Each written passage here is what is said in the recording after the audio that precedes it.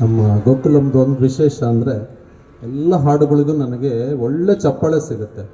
ಎಷ್ಟೊಂದು ಕಡೆ ನಾವು ಕಾರ್ಯಕ್ರಮಗಳಿಗೆ ಹೋದಾಗ ಹೀಗೆ ನಿರೂಪಣೆ ಮಾಡೋರು ಕೇಳ್ತಾ ಇರಬೇಕು, ಎಲ್ಲರೂ ಚಪ್ಪಾಳೆ ತಟ್ಟಿ ಅಂತ ರಿಕ್ವೆಸ್ಟ್ ಮಾಡಬೇಕು. ಸೊ ನಮ್ಮಲ್ಲಿ ಅದೊಂದು ಒಳ್ಳೆಯ ಒಂದು ಪರಿಪಾಠ. ಧನ್ಯವಾದಗಳು. ಈಗ ಪೇಶ್ವೆ ಮನೆಗೆ ಹೋಗಿರ್ಬೋದಾ ವೆಂಕಟದಾಸರು?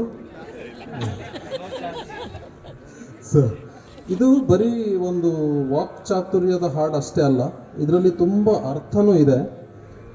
ಅದು ಸಾತ್ವಿಕ್, ಅದು ಪನ್ನಗ ಪನ್ನ ಶಯನ್ನ ಪನ್ನಗ ಪನ್ನ ಶಯನ್ನ ಮಹೋನ್ನತ ಪನ್ನಗ ವರವಾಹನ್ನರ ತುನ್ನ ಭವನ್ನ ಸುಖೋನ್ನತ ದನ್ನದ ರನ್ನಿಜ ನಿನ್ಯದುರಿನ್ಯಾರಿನ್ನೊಡೆಗೆನ್ನೇ. ಪನ್ನಗ ಶಯನ ಅಂದರೆ ಸರ್ಪದ ಮೇಲೆ ಮಲಗಿರುವವನು. ಮಹೋನ್ನತ ಪನ್ನಗವರ ಅಂದರೆ ಪನ್ನಗನಿಂದನೂ ಶ್ರೇಷ್ಠನಾಗಿರುವಂತಹ ಒಂದು ವಾಹನವನ್ನು ಓಡಿಸುವಂಥವನು ಅಂದರೆ ಗರುಡ. ಪನ್ನಗನಿಂದನೂ ಶ್ರೇಷ್ಠನಾಗಿರ್ತಕ್ಕಂಥ ಗರುಡ. ರತುನ್ನ ಭವಾರ್ಣ ಸುಖೋನ್ನತ ರನ್ನಗ ರನ್ನಿಜ ನಿನ್ನೆದ ದುರಿತಗಳನ್ನು ಅಂದರೆ ಎಲ್ಲ ಈ ರತ್ನವರ್ಣಗಳಿಂದ ರತ್ನಗಳಿಂದ ಏನು ಹೊಳೆಯುತ್ತದಲ್ಲ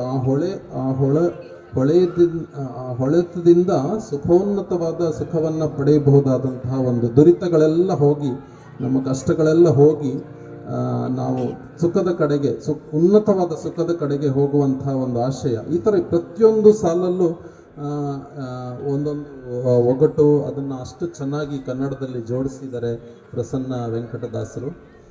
ಅಲ್ಲಿಂದ ಮುಂದೆ ಹೋಗೋಣ. ಈಗ ಇದೊಂದು ಒಳ್ಳೆಯ ಹಾಡು. ಈ ಹಾಡಿಗೂ ಕನ್ನಡ ನಾಡಿಗೂ ಬಹಳ ಒಂದು ಅವಿನಾಭಾವ ಸಂಬಂಧ.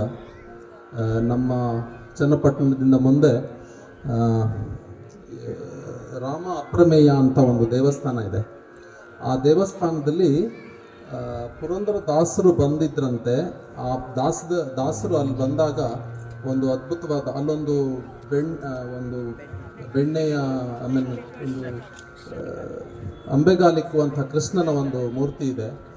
ಆ ಮೂರ್ತಿಯ ಪೂಜೆ ನಡೀತಿದೆ ಅಲ್ಲಿ.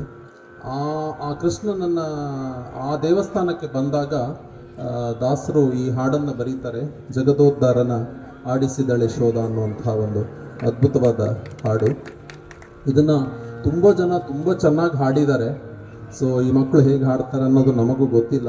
2 ವರ್ಷದಿಂದ ಟ್ರೈ ಮಾಡಿ ಈ ಸಲ ಕೊಡ್ತಾ ಇದ್ದಾರೆ. ಇದರಲ್ಲಿ ಈ ಹಾಡಿನ ವಿಶೇಷ ಅಂತಂದರೆ, ಈ ಹಾಡಲ್ಲಿ ಎಲ್ಲೂ ಕೃಷ್ಣನ ಹೆಸರೇ ಬರೋದಿಲ್ಲ. ಯಾಕಂದರೆ ಯಶೋದೆಗೆ ಆ ಕೃಷ್ಣ ಭಗವಂತ ಅಂಥದ್ದು ಗೊತ್ತೇ ಇಲ್ಲ. ಮಗನೆಂದು ತಿಳಿಯುತ್ತಾ ಆಡಿಸಿದಳೆ ಯಶೋಧ ಅಂತ ಹೇಳ್ತಾರೆ. ಭಗವಂತನನ್ನು ಮಗ ಅಂತ ತಿಳಿದುಕೊಂಡು ಅವಳು ಆಟ ಆಡಿಸಿದ್ಲು. ಅವಳಿಗೆ ಕೃಷ್ಣ ಅನ್ನೋದು ಗೊತ್ತೇ ಇರಲಿಲ್ಲ. ಅದೇ ರೀತಿ ನಿಮಗೆ ಮೋಸ್ಟ್ಲಿ ಭಗವದ್ಗೀತೆಯ ವಿಶ್ವರೂಪ ದರ್ಶನದಲ್ಲಿ ಯೋಗದಲ್ಲಿ 41-42ನೇ ಶ್ಲೋಕದಲ್ಲಿ ಅರ್ಜುನ ಹೇಳ್ತಾನೆ, ಇದೇ ಥರದ ಮಾತನ್ನು ಹೇಳ್ತಾನೆ. ಅಯ್ಯ ಕೃಷ್ಣ, ನನಗೆ ನೀನು ಅವನು ವಿಶ್ವರೂಪ ಎಲ್ಲ ನೋಡಿದ ಮೇಲೆ ಹೇಳ್ತಾನೆ, ಅಯ್ಯ ನನಗೆ ಗೊತ್ತೇ ಇರಲಿಲ್ವಲ್ಲ ನೀನು ಇಷ್ಟು ದೊಡ್ಡ ಮನುಷ್ಯ ಅಂತ. ನಾನು ನಿನ್ನ ಜೊತೆ ಆಟ ಆಡಿದೆ, ನಾನು ನಿನ್ನ ಒಂದೇ ಹಾಸಿಗೆನಲ್ಲಿ ಮಲಗಿದೆ, ನಿನಗೆ ತಮಾಷೆ ಮಾಡಿದೆ, ನಾನು ಕ್ಷಮಿಸ್ಬಿಡಪ್ಪ ನನ್ನ ಅಂತ ಹೇಳಿ ಒಂದು ಮಾತು ಹೇಳ್ತಾನೆ. ಹಾಗೆ ಇದು ನಮ್ಮೆಲ್ರಿಗೂ ಅಪ್ಲಿಕೇಬಲ್. ಇದು ನಮ್ಮ ಹತ್ರನೇ ಇದ್ದಾನೆ ಕೃಷ್ಣ, ನಮ್ಮ ಒಳಗೆ ಇದ್ದಾನೆ ಕೃಷ್ಣ, ಆದರೆ ನಮಗೆ ಗೊತ್ತಿಲ್ಲ ಅಷ್ಟೇ. ಸೊ ಈ ಥರ ಒಂದು ಅಮೂರ್ತವಾದ ಒಂದು ಅದ್ಭುತವಾದ ಭಾವವನ್ನು ಕೊಡುವಂತಹ ಈ ಹಾಡು ಆಡಿಸಿದಳೆ ಶೋಧ ಜಗದೋದ್ಧಾರನ ಪುರಂದರ ದಾಸರ ರಚನೆ. ಇಲ್ಲಿ ಸಂಹಿತಾಗೆ ಸಾತ್ವಿಕ್ ಜೊತೆ ಆಗ್ತಾನೆ, ಸಾತ್ವಿಕಿಗೆ ಸಂಹಿತ ಜೊತೆ ಆಗ್ತಾರೆ. ಸೊ ರಾಗ ಕಾಪಿ, ತುಂಬ ಒಳ್ಳೆ ರಾಗ ಅಂತ ಇದು. BP ಇರೋರು ಕಾಪಿ ರಾಗ ಕೇಳಬೇಕು ಅಂತ ಒಂದು ಮಾತಿದೆ. BP ಕಂಟ್ರೋಲ್ ಮಾಡೋಕ್ಕೆ ಕಾಪಿ ರಾಗ ಕೇಳಬೇಕು ಅಂತ. ನೋಡಿ, ಅಬ್ಸರ್ವ್ ಮಾಡಿ, ಹಾಡು ಮುಗಿದ ಮೇಲೆ BP ಸ್ವಲ್ಪ ಕಡಿಮೆ ಆದರೂ ಆಗಿರ್ಬೋದು.